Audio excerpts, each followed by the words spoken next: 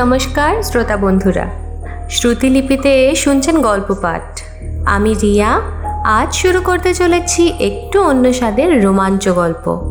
আমার সঙ্গে রয়েছে অরুণাংশু দত্ত এবং অভিক রায়। শুরু করছি আজকের গল্প ফ্লাইওভার। রচনা প্রচেত গুপ্ত।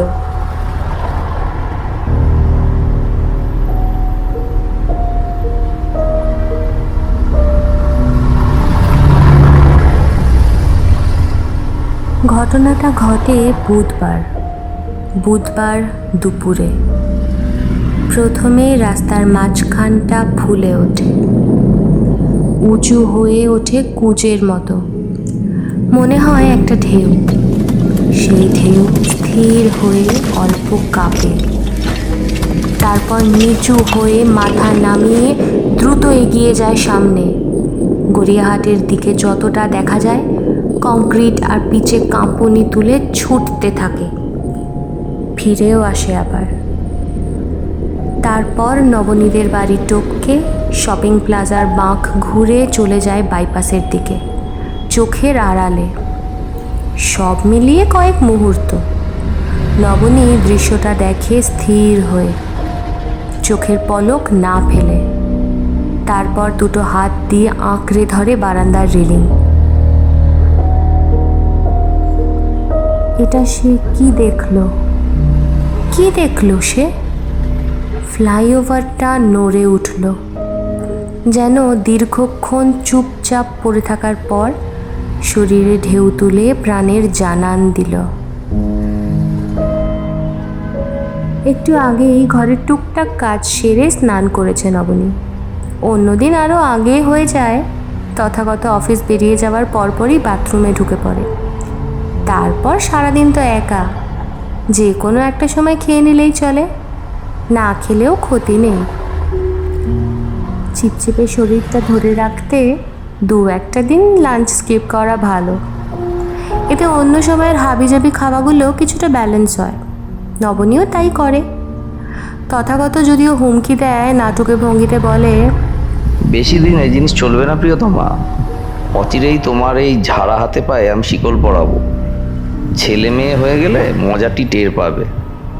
তখন চলতে হবে একেবারে ঘড়ি ধরে, খাওয়া পড়া শোয়া সব, এমনকি আমাদের ইয়েও। এই ধরো, ওর জন্য সময় দেওয়া হবে রাত 1:30টায়, বাচ্চা ঘুমানোর পর মাত্র 20 মিনিট। ফার্স্ট ওয়ার্নিং বেল পড়বে 16 মিনিটের মাথায়। অসভ্য কোথাকার, খুব চোখ কাটাচ্ছে না? এখন কিছুতেই ওসব হ্যাপার মধ্যে যাব না। তোমার মাও সেদিন ফোনে বলছিলেন ছেলেপুলে নাকি অল্প বয়সে হওয়াই ভালো। আমি বললাম, মা ওসব পুরনো দিনের কথা, আপনার ছেলে আর একটু গুছিয়ে নিক। আজকালকার দিনে ছেলে মেয়ে মানুষ করা অত সহজ নয়, আগে নিজেদের তৈরি হতে হয়।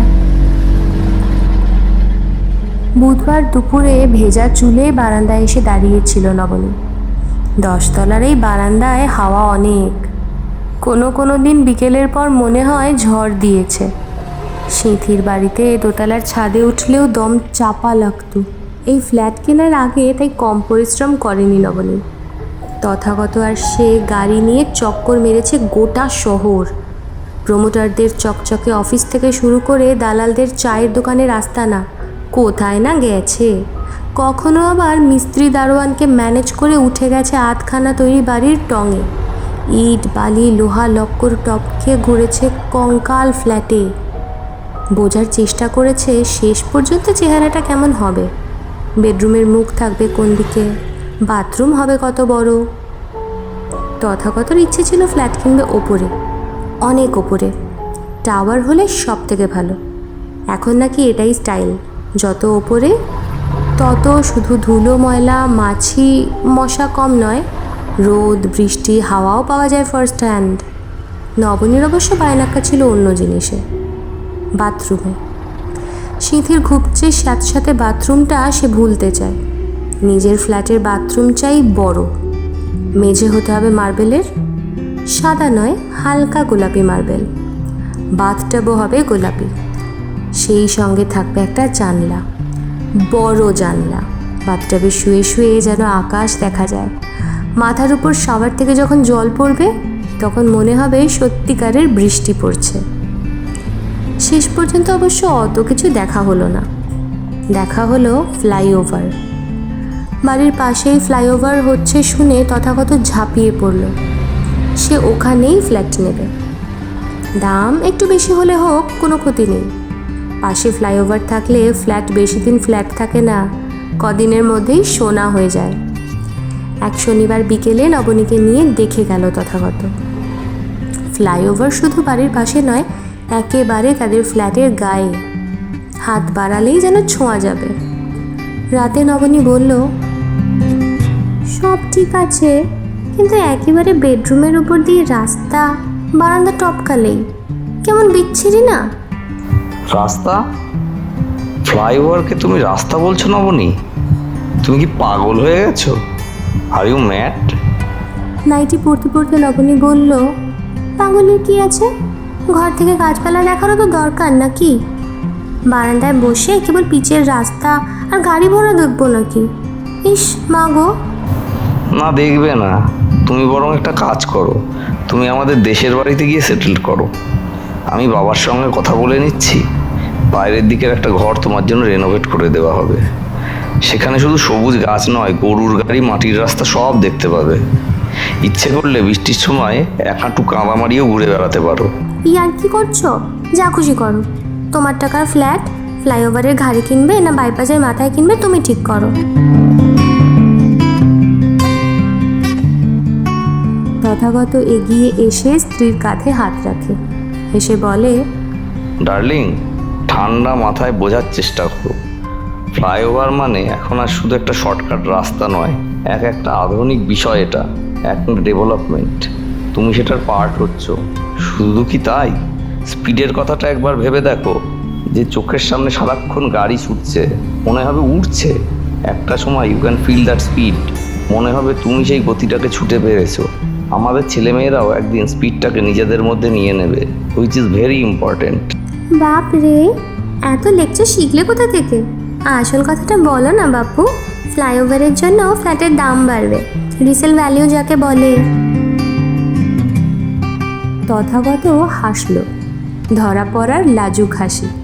হাসতে হাসতেই সে তার নবনীর নাইটির স্ট্র্যাপ কাঁধ থেকে নামাতে চায়। নবনী বলে, হ্যাঁ কি হচ্ছে, আগে আলো নেভাও। মাসখানেক হলো সিঁথির বাড়িতে শ্বশুর শাশুড়িকে রেখে নতুন ফ্ল্যাটে উঠে এসেছে তারা। তবে ফ্লাইওভার এখনও চালু হয়নি। চালু হয়ে যাবে যে কোনো দিন। বাড়ির দারোয়ানের কাছে নিয়মিত খোঁজ নেয় তথাগত। সে জানিয়েছে মন্ত্রীর ডেট নিয়ে নাকি ঝামেলা চলছে, ডেট পেলেই উদ্বোধন। এদিকে কাজ প্রায় শেষ। ঝকঝকে কালো পিচের উপর রোজ নতুন করে পিচ ঢালা হচ্ছে। সাদা সিমেন্টের রেলিংগুলো দেখাচ্ছে আলপনার মতো। সারি সারি আলোর পোস্ট নিয়ে সেজে গুজে বসে আছে ফ্লাইওভার। বসে আছে না পিলারের উপর ভাসছে? হঠাৎ দেখলে মনে হয় শূন্যে ভাসছে। উঁচু বাড়িগুলোর মাঝখান দিয়ে এঁকে বেঁকে পাক খেয়ে বাঁক ঘুরে গড়িয়াহাটের দিক থেকে চলে গেছে বাইপাস পর্যন্ত। নবনীর বেশ লাগে। মাঝে মধ্যে মনে হয় ফ্লাইওভার নয়, একটা সাপ, অজগর সাপ। কঠিন পেশি আর পুরুষালী শরীরটা নিয়ে উপুর হয়ে শুয়ে আছে নিথর হয়ে। বুধবারই প্রথম অন্য রকম লাগলো, অন্য রকম এবং ভয়ের। মনে হলো ফ্লাইওভারটা বুঝি নড়ে উঠল, তবে বেশিক্ষণের জন্য নয়। দ্রুত নিজেকে সামলে নিয়েছে নবনী। বুঝতে পেরেছে আসলে গোটাটাই মনের ভুল। মন সেই ভুল চালান করেছে চোখে। নিজের মনেই হাসল সে। ঘটনাটা মজার, খুবই মজার। তবে তথাগতকে বলা যাবে না, চিন্তা করবে। চোখের ডাক্তারও দেখাতে পারে। সুন্দরী বউ হওয়ার এই এক অসুবিধে, স্বামীরা প্রথম প্রথম বড্ড আদিক্ষেতা করে। তবে বলতে হলো, তথাগতকে বলতে হলো ঠিক 3 দিনের মাথায়, আরও 2টো ঘটনার পর। প্রথমটা ঘটল সন্ধেবেলা। নিজের ঘরে সাজতে বসেছিল নবনী। বিয়ের পর রোজই এটা করে। তথাগত বাড়ি ফেরার আগে গা ধুয়ে সাজগোজ করে। হালকা মেকআপ নেয়। প্রথম প্রথম কেলেঙ্কারি হতো, তখন তারা সিঁথির বাড়িতে। তথাগত ঘরে ঢুকেই এমন ধামসাধামসি শুরু করতো যে পাউডার লিপস্টিক থেবড়ে টেবড়ে একাকার কাণ্ড। শ্বশুর শাশুড়ির সামনে বেরোনো যেত না। এখন ফাঁকা ফ্ল্যাটে আরও বেশি করে। নবনী রাগ দেখায়, বকে, তবু তথাগত ফিরে আসার আগে তৈরি হয়। হালকা করে ভুরু আঁকে, চোখে মাস্কারা দেয়, গালে পাউডার বোলায়, দেয়াল জোড়া ওয়ার্ড্রোব খুলে বের করে পোশাক। সেই পোশাকে কোনোদিন কাঁধ নেই, কোনোদিন পিঠ নেই, কোনোদিন জামা থমকে গেছে নাভির ওপরে। তথাগতর মাথা ঘুরে যায়। বেচারি মুখ হাত ধোয়ারও ফুরসত পায় না, আগেই ঝাঁপিয়ে পড়ে। সেদিনও সাজছিল নবনী। আয়নার সামনে দাঁড়িয়ে হাউসকোটের দড়ি খুলতে খুলতে ভাবছিল কি পরবে আজ, কি পরলে আজও মাথা ঘুরবে তথাগতর। ঠিক এরকম একটা সময় আওয়াজটা শুনতে পায় সে। তখনও 7টা বাজেনি।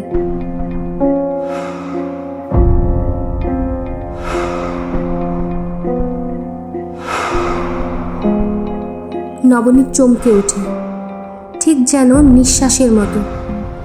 মানুষের নয়, অন্য কিছুর, অন্য কারোর নিঃশ্বাস। চাপা অথচ গম্ভীর। ব্যস্ত হাতে কোমরে হাউসকোটের দড়ি আটকায় নবনী। কিসের শব্দ? কে ওখানে? মন শক্ত করে এগিয়ে যায়। কাঁপা হাতে লক টেনে বারান্দার দরজা খোলে। এক ঝলক ঠান্ডা হাওয়া ঝাঁপিয়ে পড়ল গায়ে। কোথাও কিছু নেই, কেউ নেই। ফ্লাইওভারের আলোগুলো আজ জ্বলছে, ঝলমল করছে, সুন্দর লাগছে। নবনীর নিজের উপর রাগ হলো। এ আবার কি শুরু হয়েছে তার? এই বয়সেই চোখ কান মাথার ভুল, নাকি ভয়? ভয়ের কথা শুনলেই তথাগত বলবে, তখনই বলেছিলাম সন্ধ্যের পর একা এত বড় ফ্ল্যাটে থাকতে পারবে না, আমি বরং বাবা মাকে রাখি। পরের ঘটনাটা কিন্তু ঘটবে দিনের বেলা। নবনী তখন বাথরুমে নয়, বলা ভালো বাথটাবে। গলা পর্যন্ত ডুবিয়ে শুয়ে আছে ফ্যানার মধ্যে। সপ্তাহে অন্তত 4টে দিন সেই কাণ্ড করে। তথাগত বেরিয়ে যাওয়ার পর ঘণ্টাখানেক ফ্যানার মধ্যে আধশোয়া হয়ে থাকে। শুয়ে শুয়েই সাবান লোশন ক্রিম দিয়ে শরীরের পরিচর্যা চালায়। সেদিন নবনী ব্যস্ত ছিল হাতের নখ নিয়ে।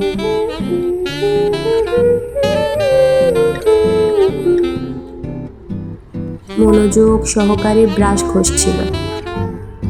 হঠাৎই অস্বস্তিটা শুরু হয়। কেমন যেন লাগে। পুরুষ মানুষ বিচ্ছিরিভাবে তাকিয়ে থাকলে যেমন হয়, অনেকটা সেরকম।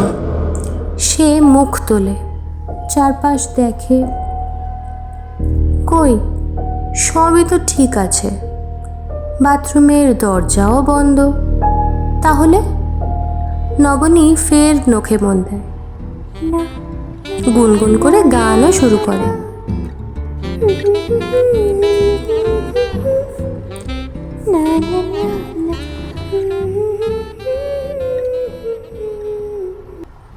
5 মিনিটের মধ্যেই অস্বস্তিটা ফিরে আসে আবার। ফেরে আরও তীব্র হয়ে।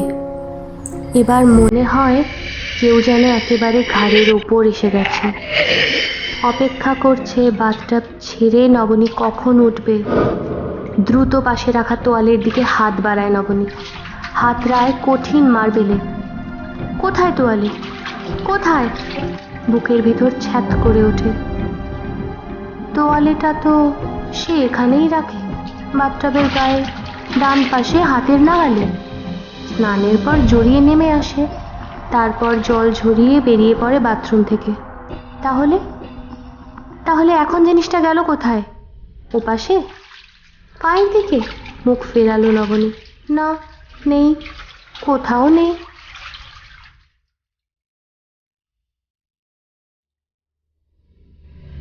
বুক পর্যন্ত জলে ঢেকে নবনী উঠে বসল দ্রুত।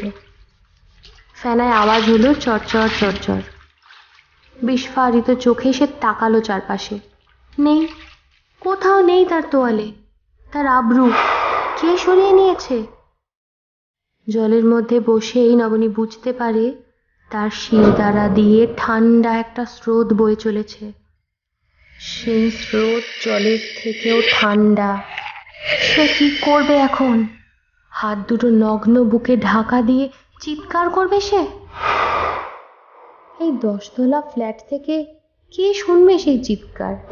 সিলিংয়ের কাছে রাত খোলা ওই জানলা দিয়ে আওয়াজ কি বেরোবে? খড়কুটো চেপে ধরার মতো করে নবনী মুখ তুলল জানলার দিকে, এবং তখনই দেখতে পেল চ্যাপ্টা মুখ, পিচের মতো ঝকঝকে কালো ও মসৃণ। ছোট ছোট চোখ দুটো কংক্রিটের মতো কঠিন, নিষ্প্রাণ, তবু যেন জ্বলছে। হাসছেও। হাসছে কি? মুখের অন্ধকার থেকে লকলকিয়ে বেরিয়ে আসছে জিভ, লাল জিভ। সেই জিভ মাঝখান থেকে চেরা, সাপের মতো চেরা। জানলার ফাঁক দিয়ে পিছলে গলে আসা কালো শরীরটা দুলছে, ভাসছে, শূন্যেই এঁকে বেঁকে পাক মারছে, যেন বাঁক ঘুরছে ফ্লাইওভারের মতো। কখন কিভাবে বাথরুম থেকে বেরোলো মনে নেই নবনীর। সে কি তার তোয়ালে খুঁজে পায়, নাকি নগ্ন হয়েই বেরিয়ে আসে? বাইরে এসে তথাগতকে ফোনে ধরে ডুকরে কেঁদে ওঠে, চলে এসো প্লিজ, বাড়ি ফিরে এসো এখনই। লিফট দিয়ে নামতে নামতে ডাক্তার চৌধুরী বললেন, নার্ভাস ব্রেকডাউন, চিন্তার কিছু নেই। অনেক সময় এরকম হয়, যা দেখে ভয় পাওয়ার নয় তাই দেখেও মানুষ ভয় পায়। 2 দিন বিশ্রাম করলে ঠিক হয়ে যাবে। ওষুধ দিয়েছি, এখন ঘুমোবে। কাল একটা রিপোর্ট করবেন। আর ওই দাগগুলো, ওই যে বুকের পাশে উড়ুতে আঁচড়ের মতো দেখছি। নবনী বলল তলপেটেও নাকি ফিল করছে, দাঁত দিয়ে কামড়ের মতো অনুভূতি। ডাক্তার চৌধুরী সামান্য হাসলেন, বললেন, ভয়টা চেন রিয়াকশনের মতো হয়েছে। একটা মনের ভুল থেকে আর একটা মনের ভুল। ব্যাপারটা ওরকম কিছু নয়। বাথরুম থেকে ছুটে বেরিয়ে আসার সময় ধাক্কা লেগেছে আপনার মিসেসের। বাথটবের কোণে, বেসিনে অথবা দরজার হাতলে। কেটে ছড়ে গেছে, অ্যান্টিসেপটিক ইজ এনাফ। এতক্ষণ পরে তথাগত হাসলো, বলল, ধন্যবাদ ডাক্তারবাবু, অনেক ধন্যবাদ। নবনী এমন ভয় পাইয়ে দিয়েছিল না। ডাক্তারবাবু গাড়ির দরজা খোলার আগে তথাগতর হাতটা একটু ছুলেন, বললেন, না না, ভয়ের কিছু নেই। ভয়ের কি আছে? তীব্র তেষ্টা নিয়ে তথাগতর ঘুম ভাঙল, কিন্তু চোখ খোলবার পর সে বুঝতে পারল তেষ্টা নয়, তার ঘুম ভেঙেছে ভয়ে। অজানা এক তীব্র ভয়ে। মনে হচ্ছে ইট, পাথর, কংক্রিটের ভারী শরীর নিয়ে কে যেন বুকে ঘষটে নিজেকে টেনে হিঁচড়ে নিয়ে আসছে রেলিং টপকে বারান্দা পার করে, ধারালো ও গা ছমছমে আওয়াজ তুলে। পিচের কড়া গন্ধে গা গুলিয়ে ওঠে তথাগতর। এতক্ষণ শুনলেন প্রচেত গুপ্তের গল্প ফ্লাইওভার। পরিবেশনে ছিলাম আমি রিয়া, সঙ্গে সহশিল্পী অরুণাংশু দত্ত এবং অভিক রায়। সকলকে ধন্যবাদ জানিয়ে শেষ করছি আজকের গল্প পাঠ। নমস্কার।